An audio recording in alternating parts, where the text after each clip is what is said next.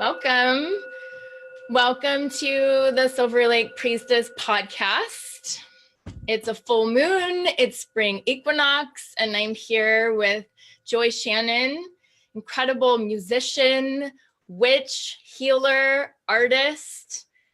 I'm so happy to have you on the show. I'm so honored to have you come here and bless us with your energy and your music, and so excited to be celebrating this special time of the year with you. So welcome, Joy. Oh, thank you. I'm so happy to be here. Oh, you're welcome. I think that we might have been playing together at the fall equinox. Yes. Yeah, we might have been. So I met you on the flip side then. Yeah, exactly. So this show, this podcast, for anyone new who's tuning in, I interview women of all the different magical sorts, priestesses, witches, healers, musicians that create magical music, and readers and psychics, and all of the types of women that back in the day were branded as witches and killed and burned. And I think that this is such an important subject. It's such a subject of interest for so many of us that connect with the witch, with the priestess. There's some of us who've been in touch with that part of ourselves for years. And then there's like this great awakening that is happening just within women everywhere. And I think that why that is happening is because it's time for all of that healing to take place.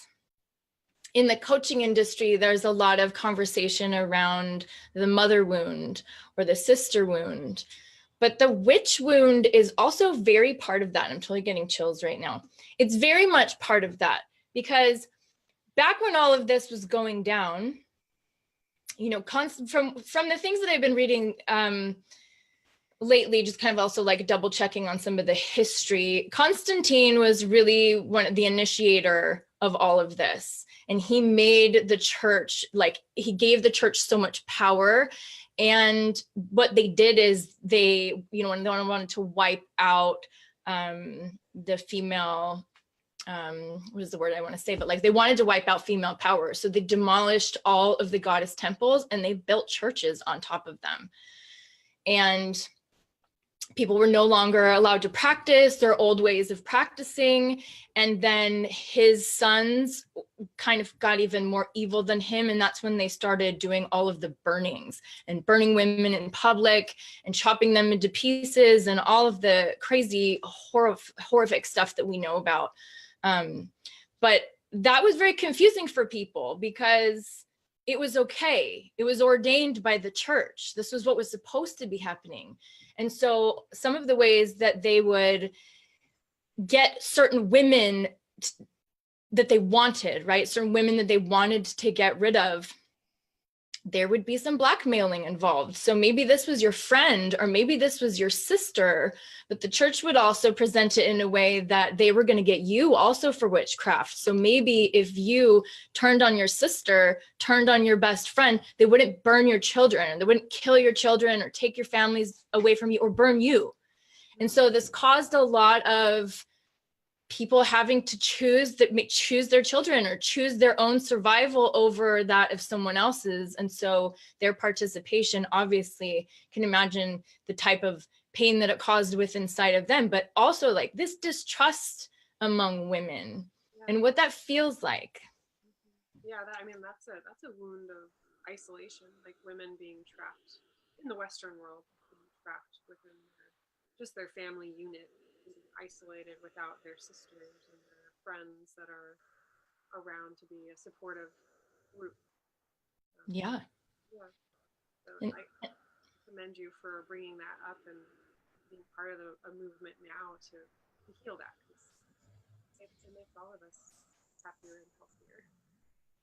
It's so important, I think. And that's why when I first saw you perform and you performed that song, it was so moving to me. And I was like, oh my God, I can't believe that this song is happening. So I'll just give you all a little bit of a background. Joy and I were introduced through a mutual musician friend, and he, Jay from Days, I was playing shows with him, and you two have known each other for a long time. And so he kept saying to me, you have to meet my friend Joy. And then all of a sudden there was an opportunity for us to play a show together. It was like a show out in the forest, and I got contacted and you and I got linked up. And so I was excited to meet Jay's friend and checked out your music and was like, oh, this is really beautiful. And I'm totally interested in, meeting this woman and seeing her music. But as I was sitting there and listening to your performance, your content spoke to me, to all of the things that I'm interested in, right? Because a lot of it, there's like Celtic mythology and just the old world folklore and mythology from places that I really love and feel connected to, like Scotland and England and Ireland. But then you played this song. Please correct me of the name of it. What is the Midsummer? What is it? Midsummer Witch Hunt. The Midsummer Witch Hunt. And I'm going to be featuring that in the podcast episode so that people can hear it. And I've posted it, and it's on YouTube. There's an incredible video that Joy has made, but it is about the happenings. It's about what's happening to this woman as she's being branded a witch and what they're doing to her. And the song itself is like a spell. And it's something that I was listening to it and I was like, whoa, this is like a message that is coming through from the spirit of woman. And anyway, I would just love to ask you about that song and what inspired you to write that song. And then we'll go back and I'll ask you about, your history and all of that. But really, that was my first really like moving experience from you and from like your content that you put out. It was anyway, so important. I was like, okay, this woman is she's on the same vibration frequency of what is important and awareness, what you're aware of. So please share with us about that song. So long before I ever wrote that song, I think I really vowed to use my music for healing, not only healing myself, but hoping that through healing myself, if I shared it as songs, it could help heal others. Early on when I started sharing my music with others, I would get feedback about that, like things that people could relate to. But I gradually started to write music more and more about other people rather than myself. But then I would actually find deep healing in relating to other people through song. So it's kind of this symbiotic relationship that I found of like singing about my own healing, singing about healing others, and then how others heal me and I can heal others. And that song really was born out of that idea. I set out to write the album that song's on as a tribute to the Wheel of the Year. And I wanted to use the songs to reconnect to like the ancient concepts of various holidays and what those holidays represented. And I used it as just a big research project.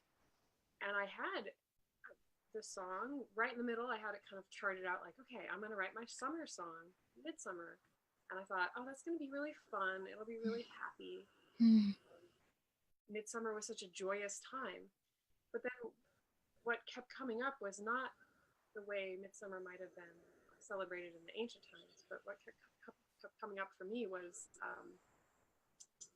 how these traditions had gotten corrupted by persecution and everything, all the layers of history that had happened since the people that I was trying to get at, the history of people's interaction with the earth in a more tribal way. So I thought, you know what, I think I really have to honor all of those people that were trying to hold on to an ancient tradition, but were killed as a result or persecuted as a result. So obviously some of them survived enough that I can even learn about these ancient traditions. So I just felt like it was such an important thing to write about. So right in the middle of this album that was meant to be just a ritualistic album honoring all of the holidays, there's kind of a song that almost doesn't fit, but I felt like it was really powerful to put out and important, because it doesn't fit, and that's the whole point. It doesn't fit because it's what happened to these traditions, how they got lost or how they became just persecuted. So when I started writing that song, I think I had done some research about witch hunting and all of that. You can't help but be really angry about it the second you start learning about what was done, because it's just injustice, just plain terrible injustice, and it gets under my skin because it gets to the very heart of what I don't like about just what humans do to each other, even from like playground ridicule to at the worst and the biggest, like, cultural prejudice and racism and all the terrible things that we can do is just, label people and make them wrong because they're different from us. So essentially that song really is about that, but I used it in the frame or the context of witch hunting. When I wrote the song, I do feel like I really did channel something that was not me. I had done mostly research about the cultural context of witch hunting, but I hadn't researched what actually happened, what was actually done to people, because that part is just too dark to me, and it would give me nightmares. But I ended up writing a song about that, and it was just because I started thinking, well, if this was done to me, what would be the scariest part of this? Not dying, but all of that time beforehand and the ritual of it, the terrible ritual of it, of all these actions that people did. So in essence, the song is that, but I think in a sense I was thinking when I did that, it was releasing or being honest about what was done so that we could release and potentially heal. So it's almost like the reopening of a wound to let the air get to it so that we can heal it. And then the song, the character in the song, she's essentially saying, I've never cursed anybody. I'm not who you think I am. All these things that you're putting on me. In fact, all of that is on you. It's not me. You're the one being like that. You're cursing me. So she's trying to throw it back at them. But in the end, as she's nearing her death, she decides that, all right, I'll throw it right back at you. And she just switches into this ginormous curse where, in what she says, I think I was thinking about, well, if all of these women that were holding on, men and women who were holding on to the connection to the earth and these ancient ways, they're scared of practicing that, and some of them killed for practicing that. What type of curse would it be? And it would be a curse, I felt like one that had to do with the earth. And it's almost like all the things that, well, it's based on the principle, like, it's hard to explain, but the idea of like when somebody hurts another person, rape somebody, or they murder somebody, or they just abuse somebody, they have to live with themselves. So essentially that curse that she says in this song is saying, what you've done to me and my body is what you're doing to the earth and what you're doing to your own heart. It's all going back to you. And I don't know, there's layers of sexual abuse references in the song too. So it's kind of all this, like, it's almost like the fertility earth mother was exploited, raped, and she's basically saying, you guys got to fix this. You wounded me deeply, essentially. It is a heavy song. Yeah. I invite everyone to look that up and watch the video and listen to it. It's really powerful. Thank you for sharing. Yeah. So, yeah. Talking about music is so funny because I'm reminded why we write songs. I can say everything in such a more just fluid and like this simple way in a song where you feel the emotions, but trying to explain it is so complicated. Yeah, I understand that also. But sound, the sound travels and is received and understood through the body, through the water in the body. So yeah, but it's interesting, it's interesting for us to, especially people who like don't write a song. It's really interesting to hear, how that does come through someone. That's true. Yeah. So about being a witch, when did you first know in your life that you were? Gosh, I wouldn't have used that word. Mm-hmm. I didn't reclaim that word really until I wrote the Midsummer Witch Hunt song. And I started to say, you know what, fuck it. I'll use that word. I think I was a little bit scared of it.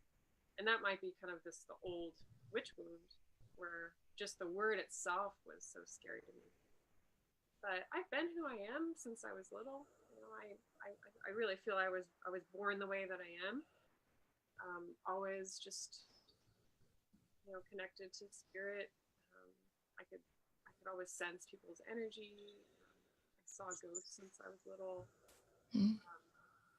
I can always just feel an immense amount, and it's really been my goal as an adult to stay in touch with the sensitivity I had as a child, and also wield it in a responsible way that I didn't necessarily understand how to do when I was little. So that's why I have studied so many different spiritual pursuits, from Reiki to tarot to yogi philosophy and yoga. And I'm trying to really understand myself and be able to have better words to describe the spiritual layers of kind of spiritual experience that I have on a day-to-day basis. And song is also a big part of that. Yeah, music is a very spiritual experience. And I get a lot of information. I get a lot of communication from my guidance as well when I play. Yeah. And if I go through periods of time that I'm not playing for whatever reason, I do feel the lack of that channel being open. Yeah, basically sitting down with my voice or my harp and my voice, or really any instrument, is like sitting down to meditation. Or get that open channel. And when did you start playing music? I don't remember. I think it was ever since I was little. I was always singing and writing songs. My best friend tells me that when I was 6 years old, she remembers my first song I ever wrote that I was very proud of. I don't remember it, but oh wow. It was about rainbows, apparently. But yeah, we were very much obsessed with Care Bears and My Little Pony. I had a lot of My Little Ponies. What was your first instrument? I think singing, but then I also played. I had a tiny keyboard that I would just play, and then started playing tin whistle because we had it around our house, and then recorder in school because that's what they make you play, and then I played cello after that. So when I was about 8 years old, I started playing cello. I still play cello, but I don't use it in an orchestral way anymore. I really just use it to back up what I'm doing on my own music. But then I started playing harp when I was 18, and that became my true love, really. I know the moment I realized that harp was what I was supposed to play was I was in orchestra playing cello, and we had a soloist coming in, and she rolled this ginormous instrument in to play with us and unwrapped it like this giant present. And what I saw underneath was just like, oh my god, the most beautiful thing I've ever seen, this giant harp. And then she started playing, and it was just a moment where I was like, that's it, that's what I'm gonna play. Did you get Did you get one right away? Did that happen right away? No, it's funny. That woman, this lovely woman, her name is Ellie Choate. She's an amazing orchestral harp player. She played with my orchestra, and then the next year I went to college, and I ran into her again. I was playing cello still, and in the cello orchestra there, and I ran into her again, and she was like, "When are you gonna play harp?" And I'm like, gosh, I was worried about money. I'm a college student, 18, and I was thinking, oh, I have to rent the instrument and then pay for lessons and stuff. And that was a big deal for me at the time. But finally, I just kept running into her so many times, and she kept asking me. But I was like, all right, I take it as a sign. I'm supposed to do it. And once I did, it just flowed, and it was easy. Not easy as an instrument, but easy to do.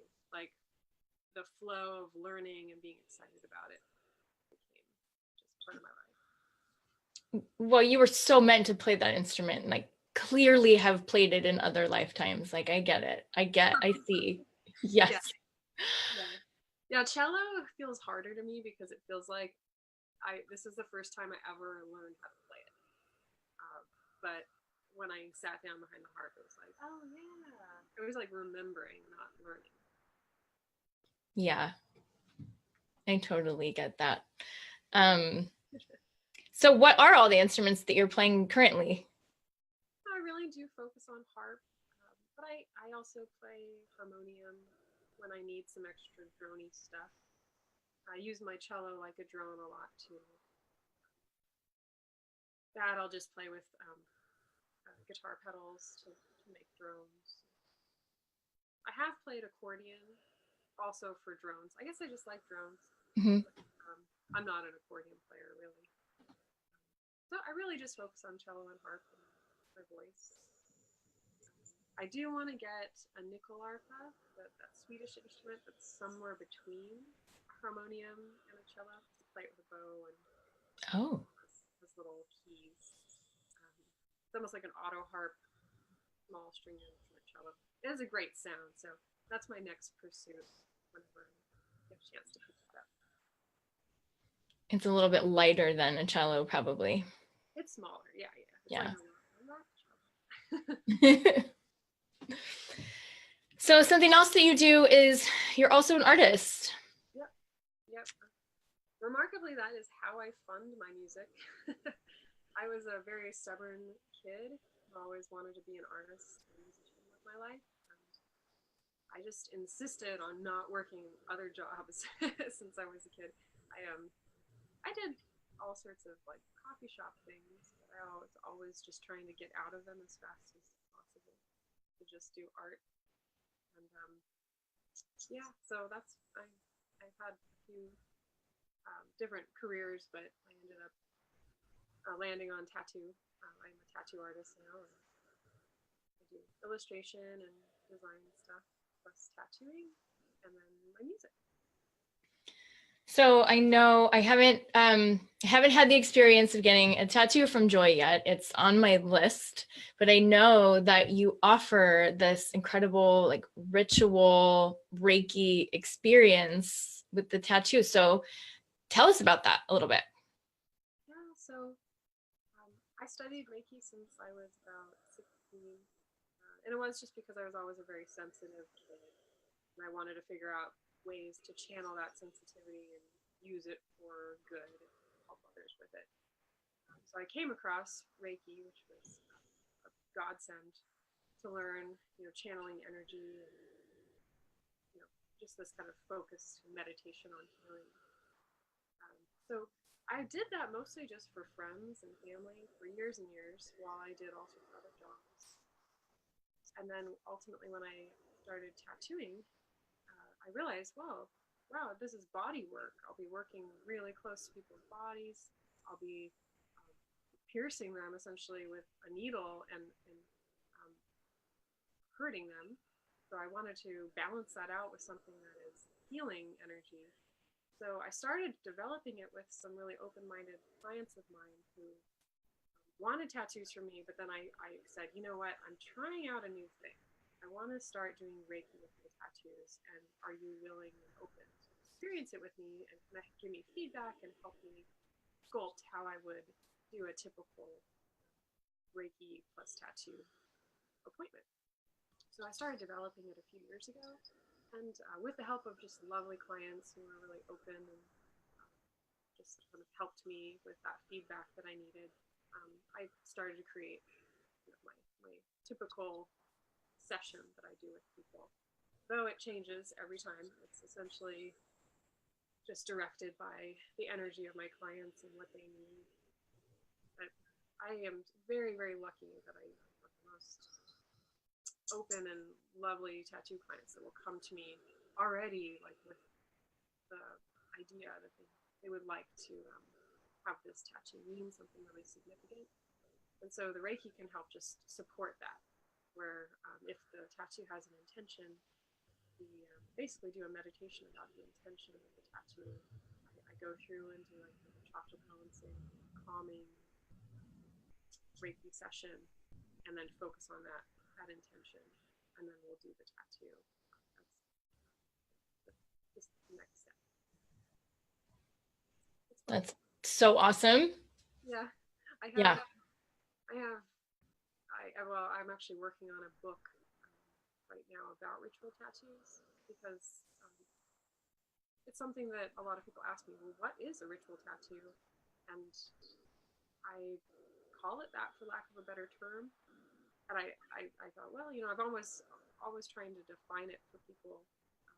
So I thought, well, with the help of a lot of my clients who've done the process with me, I'm creating a book with imagery and discussion about what or how tattoos have been used as a ritual for forever, probably longer than written history.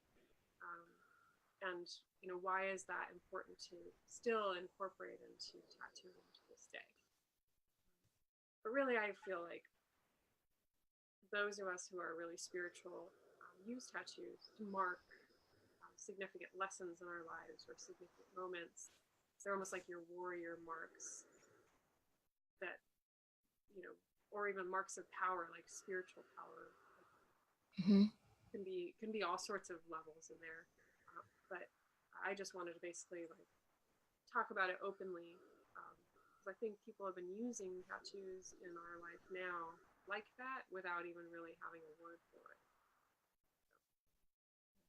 Yeah. So that's what I'm working on. Awesome. Yeah. Awesome. Yeah, I look forward to, I know you do a lot of like the goddess symbol tattoos. Oh, yeah. And I actually don't have that on my body yet. So I'm like, okay, that's the first thing that I'm getting from her. I just have to come down and make that happen. Yeah. I ended up, I think tattooing really just fell in my lap almost in the same way as harp playing did. It was like a past life thing that refound me, made me do it. Because when I learned, I was almost reluctant to change careers because I was already established as a teacher. I was a professor and teaching art. And I thought that's what I would do forever because I enjoyed that. But I just had so much energy behind learning how to tattoo and so many people asking me to tattoo them. And all of my girlfriends in the very beginning, first year of me tattooing, everybody wanted the triple goddess symbol, which any tattooer knows when you're first learning how to tattoo. Straight lines and circles are really hard to do. It made me have to get good really fast to be able to do those designs well. But that's ultimately why I called myself Triple Goddess Tattoos. Oh, what?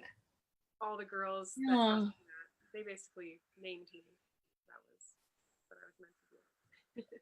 Oh, I love that. I just had something I was going to ask you. Oh, well, I'll just say this. So for those of you who are listening and you know about the kind of retreats that I do and that I'm creating and the red tent retreat that I did, and I'm taking a bunch of women to Avalon this year, when I met Joy, and you know, one of my gifts is I can really see, I can see like the purpose inside of people. I can see their mission. I can see what they're good at, and I can I get really inspired by them, and I get all these downloads from people when I'm around them. And then there's this other thing too, that like if I meet someone and then I can see that like there's all these things that we could do together, I just start getting all of these ideas of like, oh, we could do this and we can create this. And so one of the things that I started to see with Joy right away is that we could, I've spent a lot of time in Glastonbury, and you've spent so much time over there in the UK, and I see all of your photos in Scotland and Ireland. And so I'm like, what if we create a retreat where we take women to all of these sacred sites in these places, and we hold circle and we perform music for them. So it can either be like something that we all get to play, because I've been working a lot with the frame drum, which is this priestess drum, and teaching women how to play it. So there's two things. One, because I'm a musician myself, I want to be able to bring women to these incredible places that are outside. Like we played outside in the forest together. We played it out in a cave together over right near, Samhain this past year. And it's such a powerful experience to play outside. Also, for all of us as humans to be outside, both of us live in really big cities. It's very common for people here to just not really have an experience with nature, not to be used to walking on the ground, barefoot on the grass, sitting under a tree, even like just not a really normal behavior. And so what if we could take women to these sacred sites, sit on the earth, and they can receive music, like healing music, also play music. And then what if at the end of the experience of our tour, they were also, something that was part of that was, getting a ritual tattoo from you. And it would be something that like you and them create together, not that we're all branding ourselves as this like group and we're all getting the same thing, but more like from the transformation maybe that they experienced, or the awakening that they experienced on this journey, to get a ritual tattoo to mark that for them. So for any of you listening, if you're interested in that, get in touch with me and let me know, because I'm trying to set this up and make it all happen so we can do that, because it would be such an amazing experience. I agree. Yeah, it would be so good. I mean, I would love to go on that myself. So that's one of the things too that I like to create, is like, I'm just going to create like the experience that I would love to have. So, okay, I am really excited to be able to have you perform live for us on the show. So we'll just talk a little bit about, so this is a holy day. This is a day that has to do with nature, has to do with the earth, has to do with the sun. This is our midway point between the solstices, between the winter solstice and the summer solstice. We have the equinoxes, and we're at the spring equinox. So even if it's just the simple, like it's the first day of spring, this is when the seeds that we've planted are sprouting. This is when the intentions that we were just making at Imbolc, like I don't even know when that was, like maybe 6 weeks ago or something. This is when the first light is actually like becoming real and manifest, and we can take action on it. This is also, one of the older holidays that was practiced in the Celtic tradition. And I know that there's some goddesses that you work with a little bit. So I'm gonna let you pick whatever song that it is that you would love to play for us, but tell us a little bit about what you do for the spring equinox and what is your practice. I'm not a strict practicer of any specific religion. I definitely just want to always feel connected to nature. And that's what I do love about the day, as well as solstices and autumn equinoxes. Any of the holidays that are marking something significant, we can witness. We can bear witness to the beautiful, flowering of everything as it's starting to sprout now. And today, also the special part of full moon being today as well. Just you can feel that like coming to fruition, that the earth is basically sharing with us.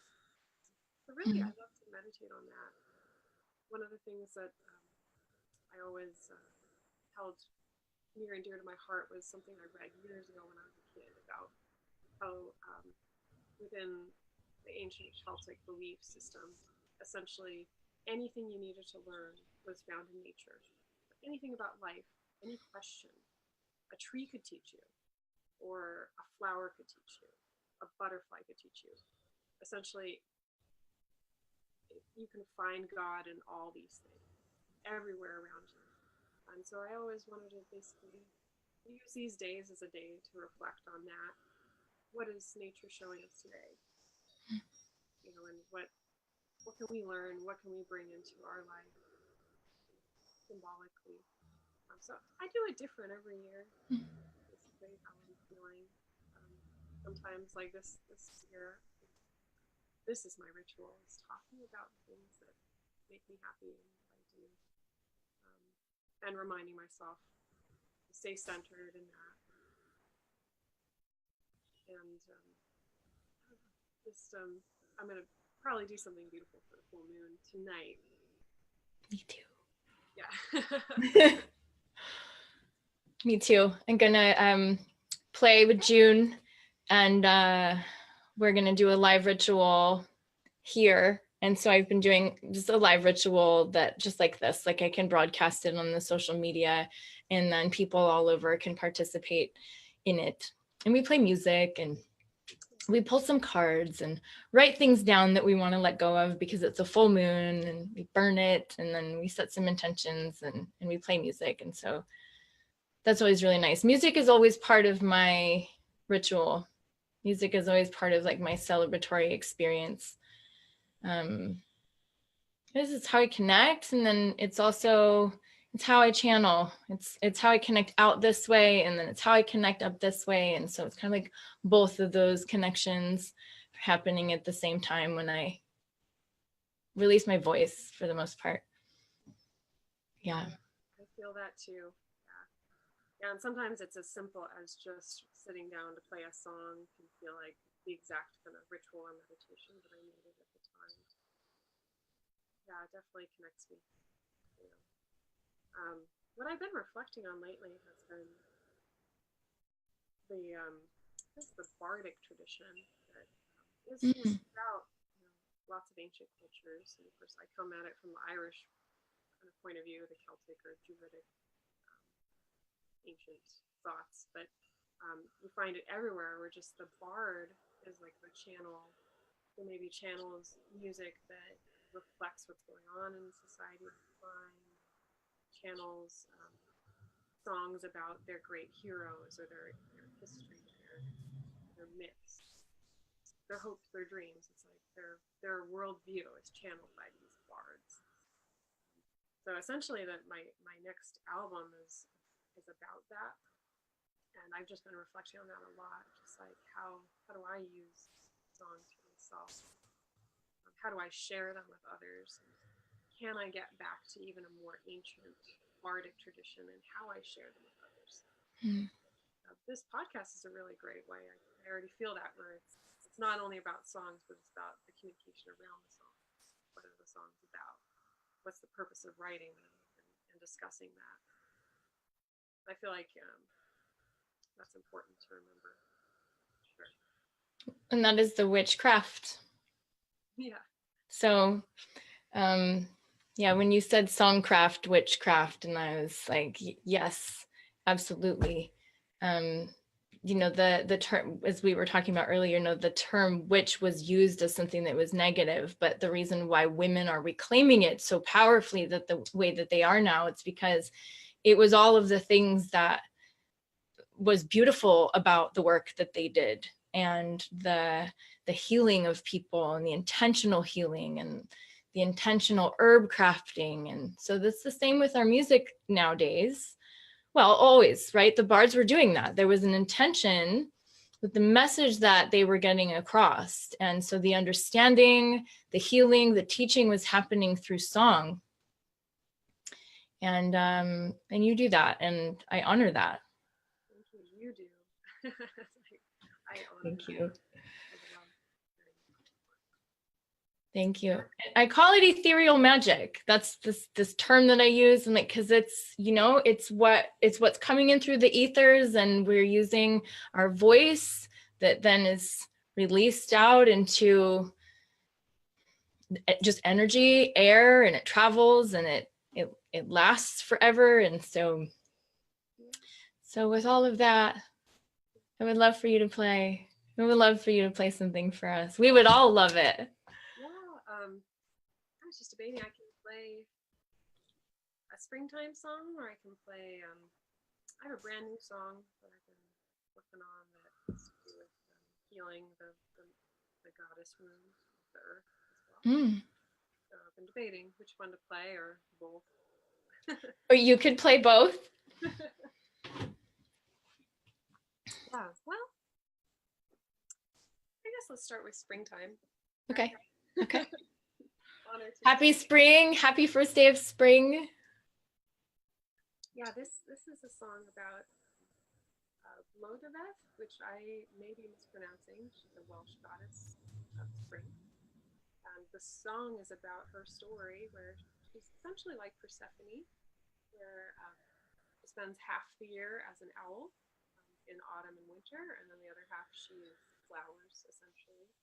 But she started out as a goddess who was born out of flowers, created for being a wife of a god that she never met before. And it was essentially like a mail order bride in mythology. He ended up not loving that guy at all and fell in love with somebody else. And when she discovered love in herself for that other man, it seemed like she awoke into her full self. But that is also part of her tragic story, where they killed her husband so she could marry the other guy. And her husband's mother cursed her to be an owl, have to basically be separated from her love. But there's something really beautiful about it, because she has this beautiful arc of becoming herself, and she still sings to this day.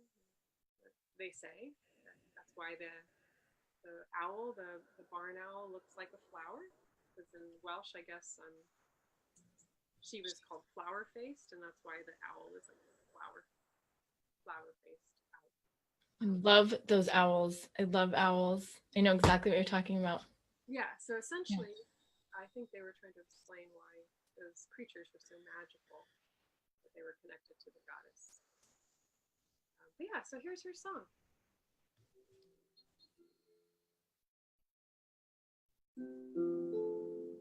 Born of flower,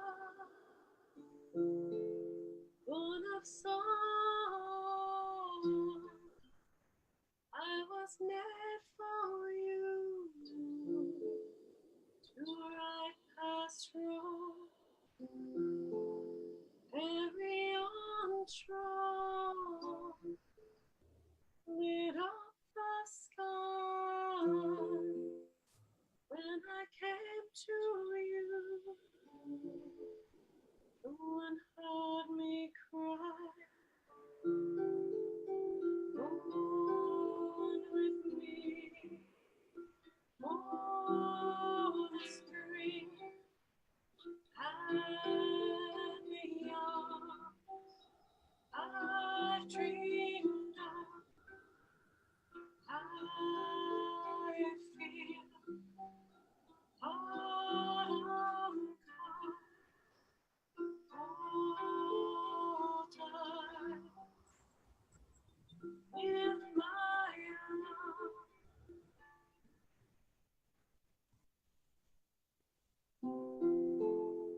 I was changed forever when I saw his face.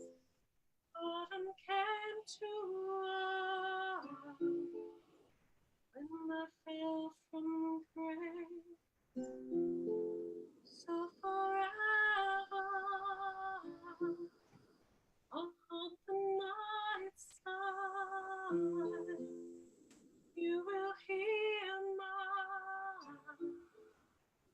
mournful cry.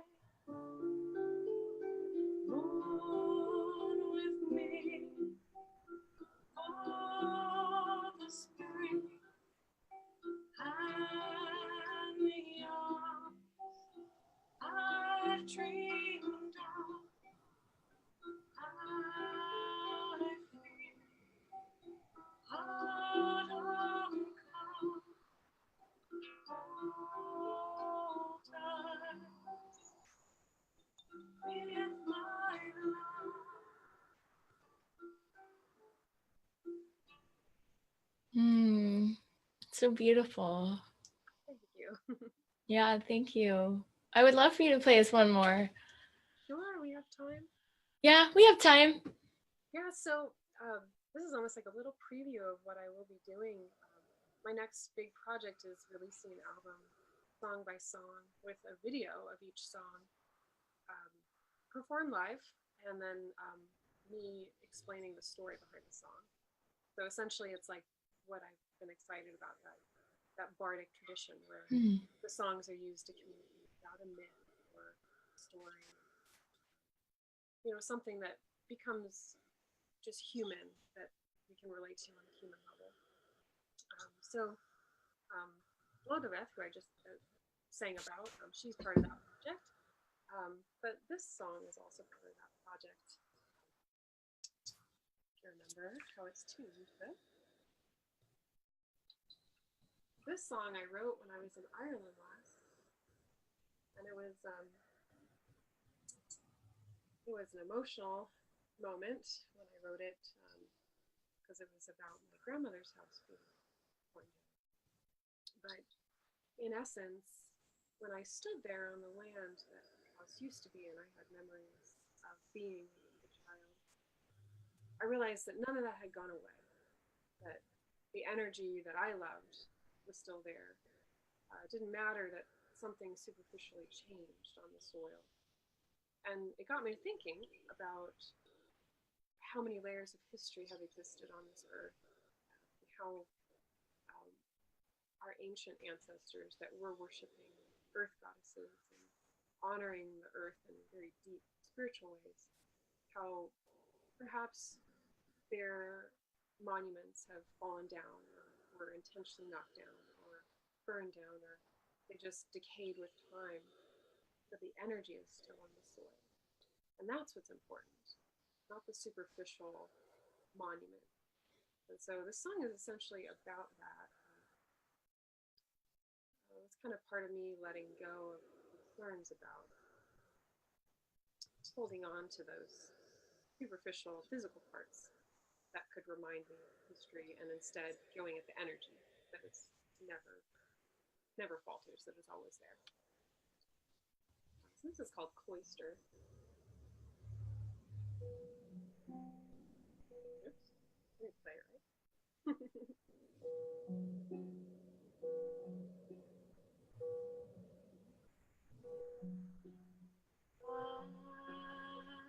That festa, skin has grown over, and I wait for here to be love's feeling, but it is gone. It moved on, took a house, burnt it down, it burned it down, tore it down, burned it down, and everyone moved on. What's left is the soil.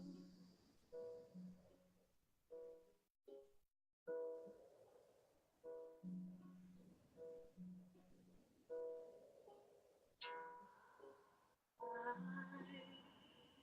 once like ashes under my fingernails. Nostrils have fire, the smoke in my hair.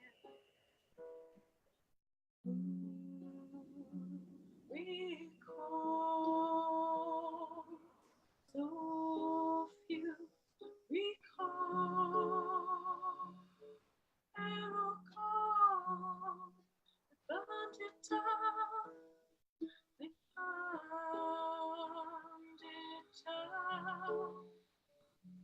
It tore it down, it burned it down, and everyone moved on.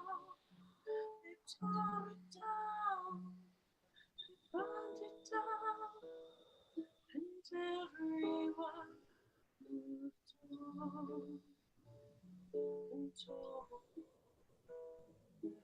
left with their life and the soul.